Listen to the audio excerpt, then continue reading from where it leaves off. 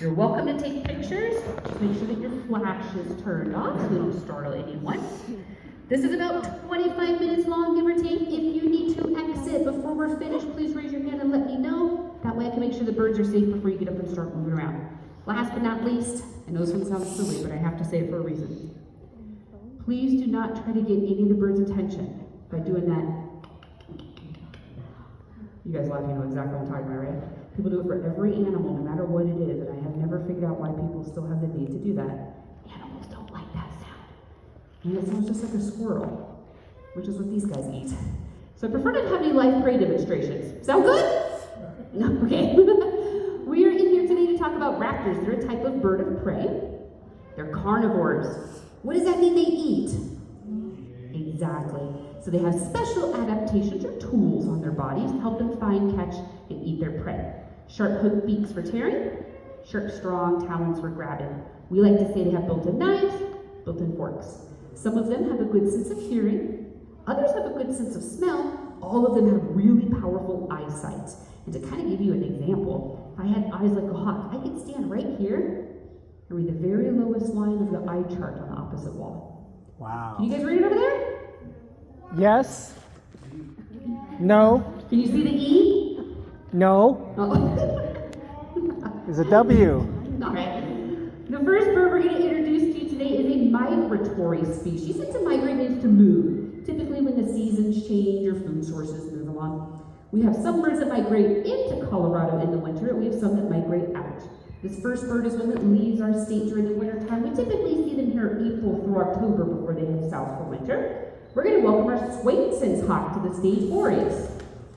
Whoa. Yeah, Swainson's hawks have the longest migration path of any raptor in North and South America. Some of them will migrate all the way from Canada to Argentina, and they're following their food source. The nickname for the Swainson's hawk is grasshopper hawk.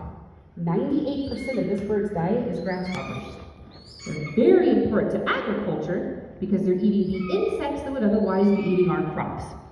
This bird's name is Boreas. Boreas is 10 years old. Kind of a weird story, though. This bird was found as a hatchling, a little cotton ball, sitting on a sidewalk downtown Tucson, Arizona.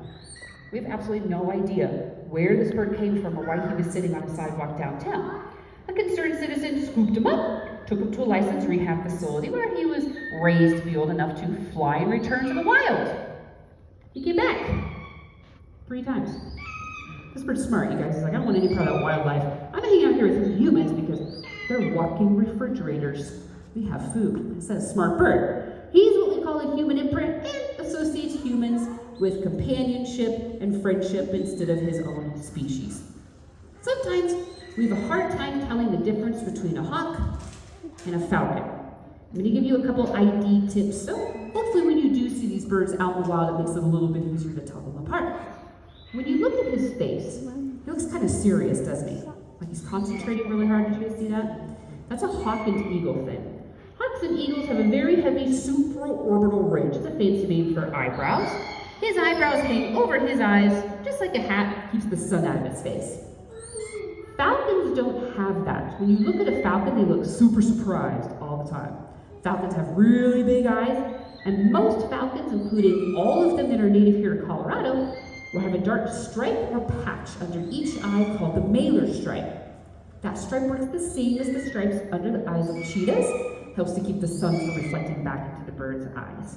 If you can see the bird's face, try to remember hawk, hat, falcon, baseball player.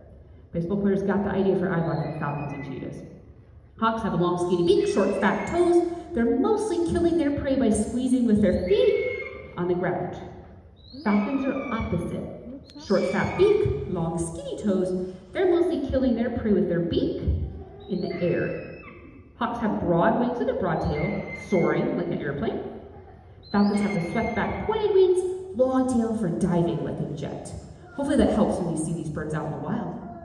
Any questions about our Swainson's hawk? You do a pretty good job? This is his 2nd day back for the season. You guys give the bird a round of applause. He did a fantastic job here. The next bird that we're going to bring out, I guarantee everybody's going to know exactly what he is, and probably also the species. Here's the deal. He's back in training. Eagle. We rotate the birds that we have on our team so that they don't do the same thing every single day. And birds go through different cycles. This bird hasn't been here in the past year and a half. He's been doing other shows, so he's just getting back in the routine. So this is his first day back in the theater since 2 years ago. And so we're kind of getting him retrained again so he remembers, oh yeah, this is what I'm supposed to do, this is where I'm supposed to go. You guys are okay with that? We do a little training. We're retraining for bird. Cool. When he comes out, I want you guys to tell me what kind of bird you think he is.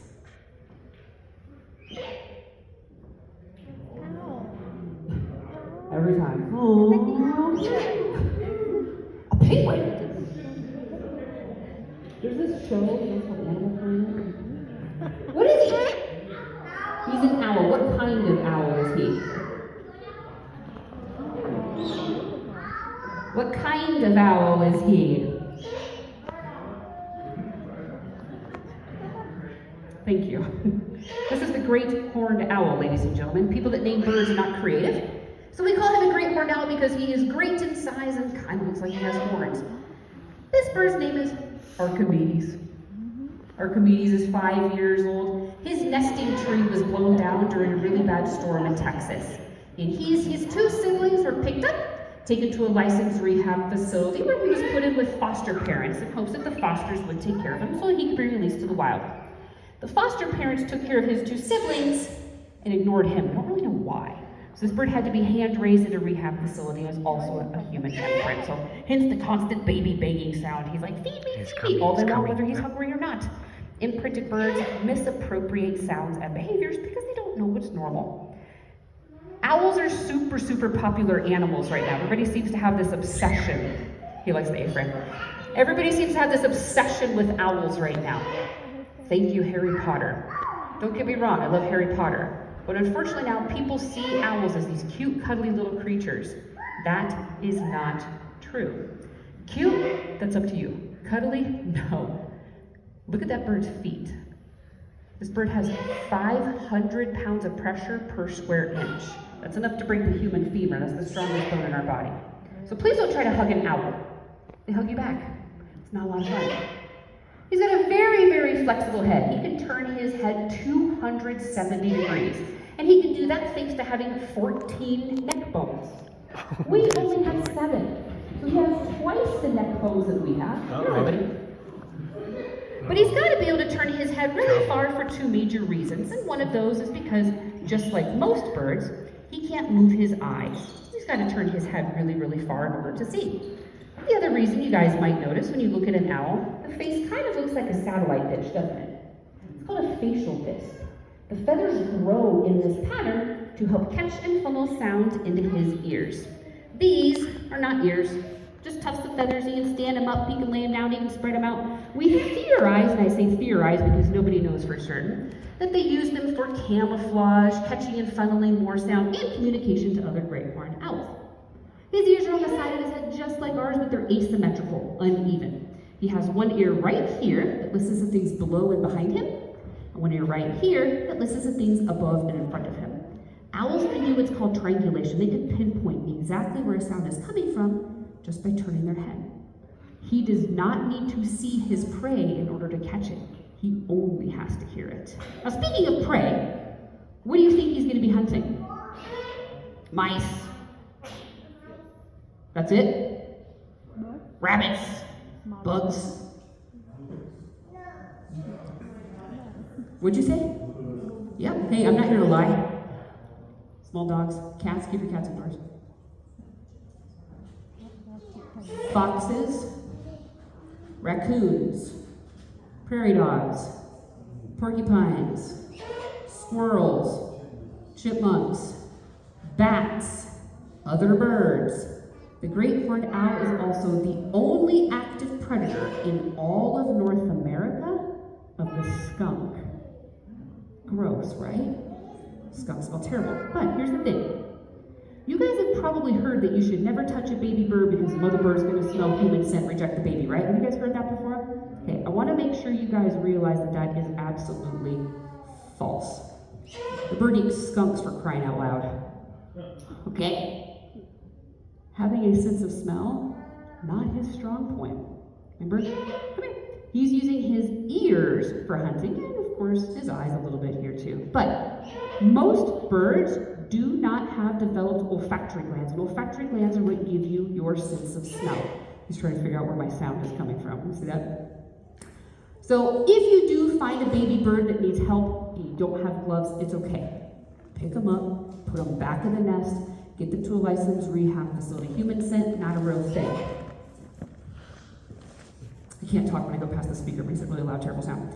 However, if it's a bird of prey like this guy with these really, really sharp talons, you might want to have something to protect your hands because I don't want you guys to get injured. This is the only owl in all of North America that says who. Now, he's not doing that right now because he's a human imprint, so he's making his little baby sounds. But if you guys are out and about at night and you hear that hoo sound, that is the sound that this guy would normally actually be making. Owls also have completely silent flights. Notice he doesn't make any sound when he flies.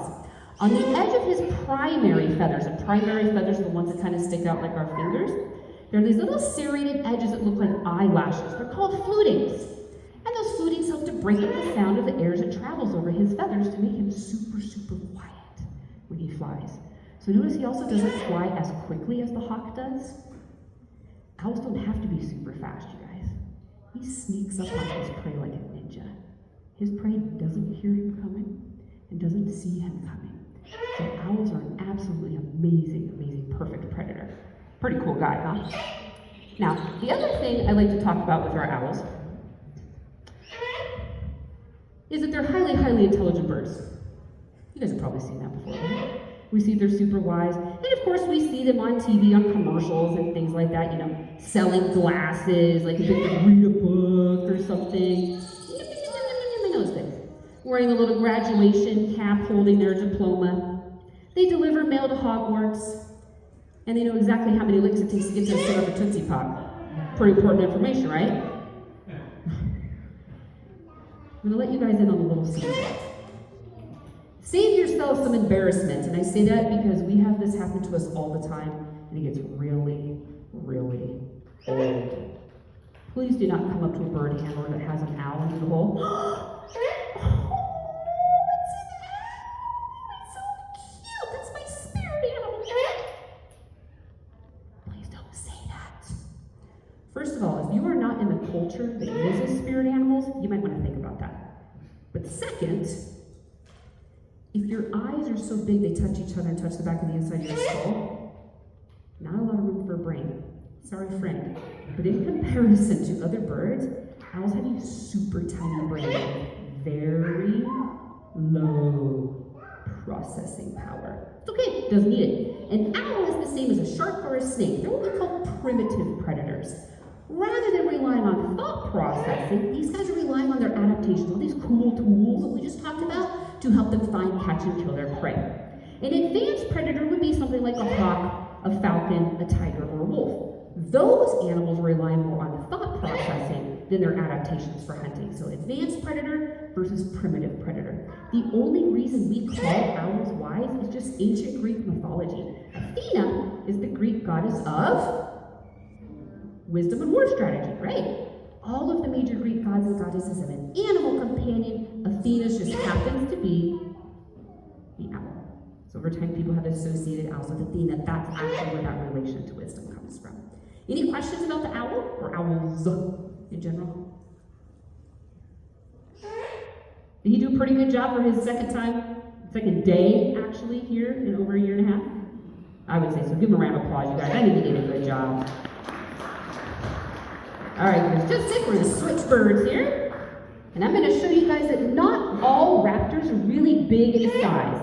Every animal serves a niche or a job in the ecosystem. And the next bird's job is to be a tiny predator of tiny creatures. So when he comes around the corner, I want you to give me your best guess of what he is. And it's okay if you don't know the species. At least tell me if you think he's a hawk or a falcon. Remember, I gave you guys the tools. And he's pretty cute. This is this bird's fourth time ever coming out in front of an audience like this. He's just learning. But when we are training our birds, we get them used to us going out of aviaries. We call aviaries for raptors and mews. We're going out of mews, we're talking to them, we're handling them, we're feeding them, right? Then we get them used to wearing their equipment. We get them used to sitting on a glove. And then we get them used to sitting on a glove that's moving, okay? Because that's a lot of balance, right? It's a lot of work. We have a rule at our facility. Any bird that is physically and mentally fit to fly, we work with them so that they can fly in front of an audience. So this guy's at the stage of coming out in front of an audience, walking around in a glove. Is he cute or what? He's a Falcon. falcon. Good job. He's a falcon. Does anybody know what species?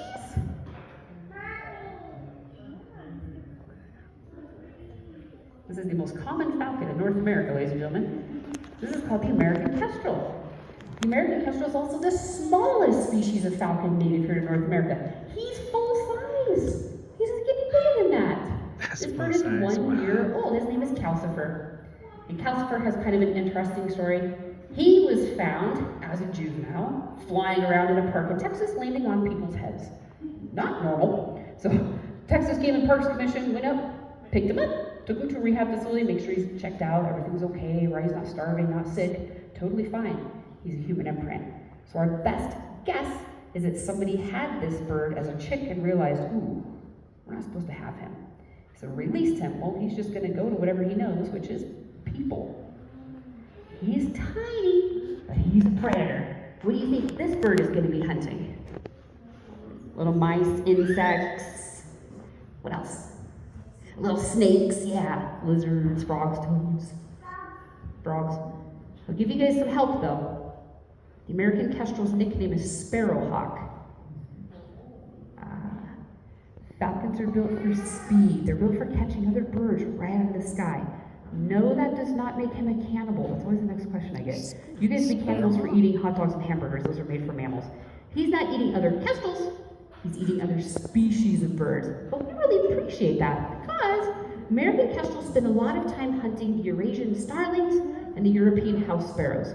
Hence the name. Those are invasive species. They're not supposed to be here in the United States. Neither are pigeons, neither are colored doves. Kestrels are helping control that invasive species population so the native songbirds have a better chance at survival. The kestrel is one of only a few raptors here in North America where the male and female look different from each other. Most birds, the male is very brightly colored to attract the female. Females are kind of a camouflage color to be able to blend into the nest, protect the eggs or chicks. With raptors, the male and female look exactly the same, except for kestrels. The male, you guys see the blue on his wings? And then he has a red tail with a black and white stripe at the bottom. The females are all brown and black striped on their entire body, including their tail. They look like a tiger. With our kestrels, as well as most of our raptors, the female is up to 2/3 larger than the male. If you see a pair of raptors sitting in a tree together, the bigger one is the female. Why? The female has to be able to lay the eggs, incubate the eggs, protect the nest. Males need to be smaller, faster, more agile to bring more prey back to the nest. We talked about the dark stripes under the eyes, but did you notice he also has black spots going all the way around the outside of his head? Any thoughts on what those might be for?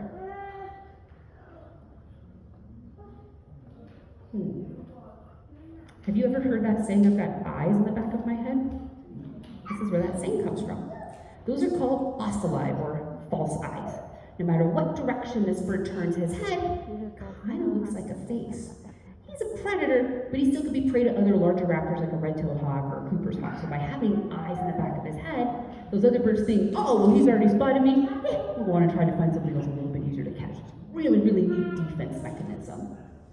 Any questions about the kestrel? Or falcons, I should say. You do a pretty good job, you guys. This first day here, I think you did great. Yeah, Mr. Calcifer. Now, over the next few days to the next week or so, we're going to get him used to flying in here. And it takes a little bit of time, right? But here pretty soon we'll have him zipping back and forth between these A-frames and overhead, just like our owl is doing. He's doing a great job. Okay. The next bird that we're going to bring out is a bird that we get really excited to talk about, but sometimes we get kind of a negative reaction from some people. Unfortunately, this next bird is hated all over the world. And organizations like ours are trying really hard to change people's opinions about them.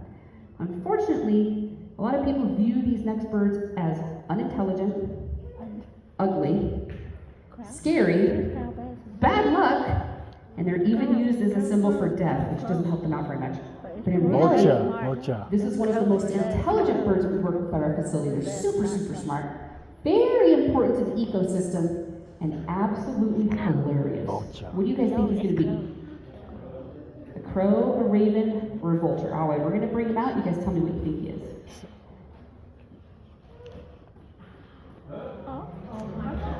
It's a chicken. We got to work on our animals in here, you guys. What is he? He's a vulture. Good job. He's a vulture. Here in the U.S., we have 3 species of vultures: the California condor, the turkey vulture, and the black vulture. Black vultures live throughout the Carolinas down into Florida, the southern states down into Texas, and Central and South America. This bird's name is Sushi. Sushi is 5 years old. He was baby bird napped. Somebody saw him walking around on the ground in a park in Florida as a juvenile and thought, wow, cool, baby vulture. I'm going to take him home and keep him as a pet. Okay, first of all, yeah, weird thought process. But also, guys, that is federally illegal. Federal level. They don't take that lightly. If you do not have licenses for raptors, you cannot have their eggs, their nests, their feathers, or the birds themselves. This bird was confiscated by the U.S. Fish and Wildlife Service, taken to a licensed rehab facility in Florida where he was put into an aviary with other black vultures. Vultures are social birds. They learn from each other. So as the rehabbers hoped that he would learn how to be a normal vulture, you can see that that did not work. Follows people around like a Labrador. Super cute, super not normal. So he also is a human imprint, just like our other birds here. Now, unfortunately, people view vultures as ugly birds just because they don't have feathers on their face or their head. But that's a really important adaptation for eating stuff that's dead. If he had feathers all over his face and were sticking his face into a carcass, those feathers could absorb bacteria. Bacteria could be absorbed into his skin and make him sick. Bald is beautiful. Don't you guys think he's kind of cute? Yeah. And so important to the ecosystem. Not only are vultures the cleanup crew and eating all the stuff that's dead, they're also helping prevent the spreading of disease. They have really powerful stomach acid and can kill a lot of diseases, bacteria, and viruses on contact.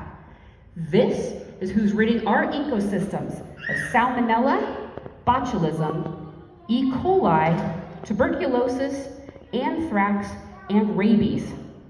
So I understand that to some people they might not be as cute as an owl or as regal as an eagle, but we absolutely have to have vultures out there in the ecosystem or our ecosystems are going to collapse. So what do you guys think? Pretty cool bird? Yeah, give him a round of applause. He did a fantastic job in here. Good job, Mr. Sushi.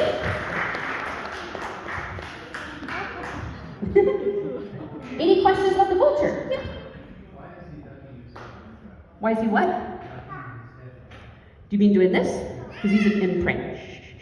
He's an imprint. He's a person. When vultures hatch, whichever baby is making the most commotion is the one that gets fed first. Vultures don't have vocal cords. He doesn't make any sound. So when the parents come back to feed them, the bird that's making the most movement, the parents like, here, just eat, stop it, right? But because he's an imprint, he doesn't know that he's not supposed to be doing that anymore. So he does it forever. That's why. So it's kind of like that me kid class. Also, he does all the time. Yeah. Any other vulture questions? Yeah. You made a comment that he was probably a pet and they let him go. And you also said that just kind of with earlier, you can't have their eggs, birds, or even feathers. Correct. You cannot have feathers of any bird in the United States, actually. Okay? Don't shoot the messenger, you guys. Okay? You can't have any feathers of any bird, eggs, nests, anything. Minus the 4 species of birds that are not protected, the invasive species, that sparrow, the house sparrow, the starling, the pigeon, and the collared dove, and huntable birds, ducks, quail, pheasants, grouse, turkeys, things like that. Every other bird is protected. And the reason is, years and years ago, people were shooting and killing birds, especially raptors, just to pluck their feathers for hats. That's why the Feather Act was created. Yeah? Do they normally have a longer tail for that? No, black vultures have a really short little tail. Turkey vultures have a longer tail. Yeah, he's got a short, stumpy little tail. Makes him kind of look like a turkey, actually. I have a question for you guys then. How much do you think that bird weighs? How much? 7 15? 45? 2? Who said that? You're so close. Wow. 3. Weighs 3 pounds, you guys, that's it. Birds are super, super light thanks to 3 things. 1, they go to the bathroom a lot. They don't hold their waist like mammals do. 2, light as a feather. Feathers don't weigh very much. And 3, most birds have pneumaticized bones. It means hollow. Only weighs 3 pounds. How many of you learned at least one new fact today? That's awesome. Hopefully this presentation inspires you. Take some time and look at the birds that live around your home, wherever everybody's from, but also the birds we have in the wild here at the park. We've got Sushi's cousins, the turkey vultures, flying around outside. Those are the big blackbirds out there with the silver lining under their wings. We also have an active nest of American kestrels, and we have an active nest of peregrine falcons with 3 eggs. They're going to hatch any day. We're very excited watching them. You guys have a chance to see some pretty cool birds out here in the wild today. I'm going to hang out here for a few minutes. If you do have any other questions about birds, you are more than welcome to come up and ask. If you would like to help support our nonprofit program, we have one little section in the gift shop on the back wall. You see a picture of Comet, our barn owl out there. All of the items under that sign only, 100% of the proceeds go back to care for the 48 birds that we care for at our facility. Thank you guys so much for coming in today. I really appreciate it. Thank you.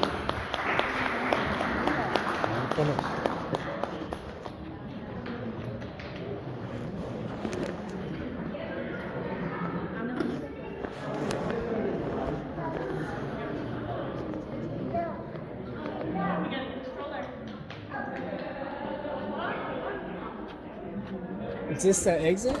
You can exit here, but we'd rather prefer that you go out the front. Oh, okay.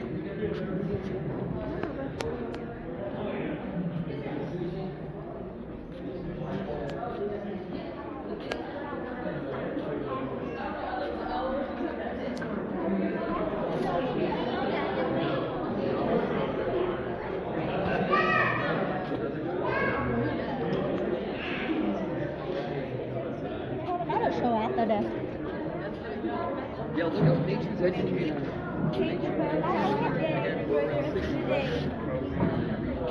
Other birds like Oh yeah, they always rivers travel.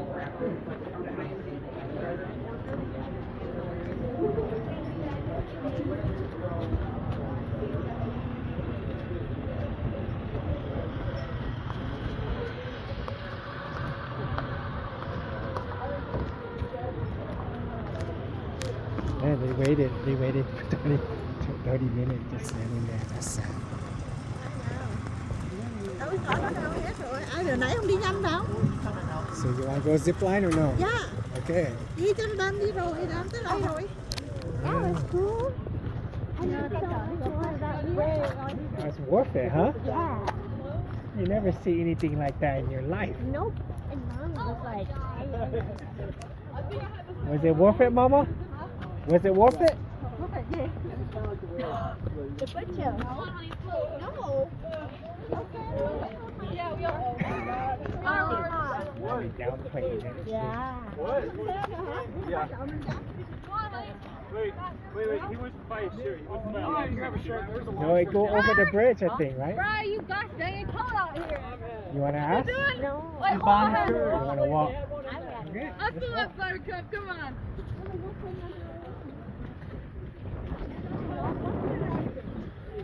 You walk all the way back.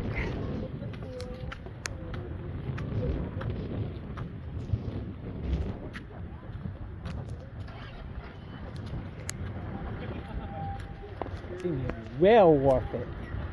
One of the highlights. I learned more about Probably better than the bridge. For a second, I thought it was the alligators. Probably better than the bridge.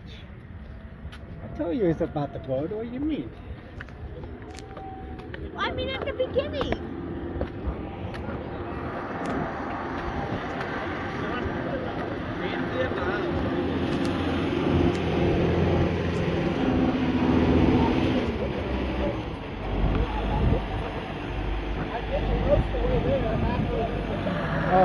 Oh, okay. Thank you.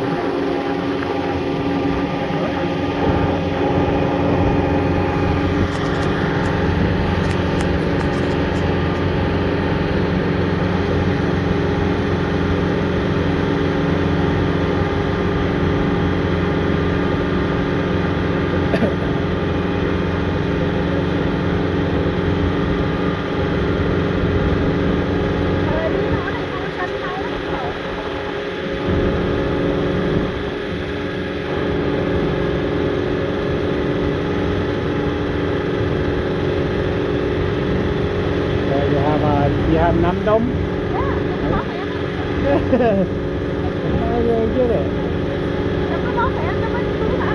Yeah, I don't want to take it out.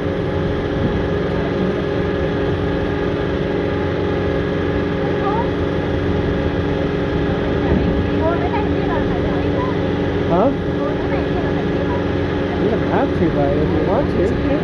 It's on my phone. Don't drop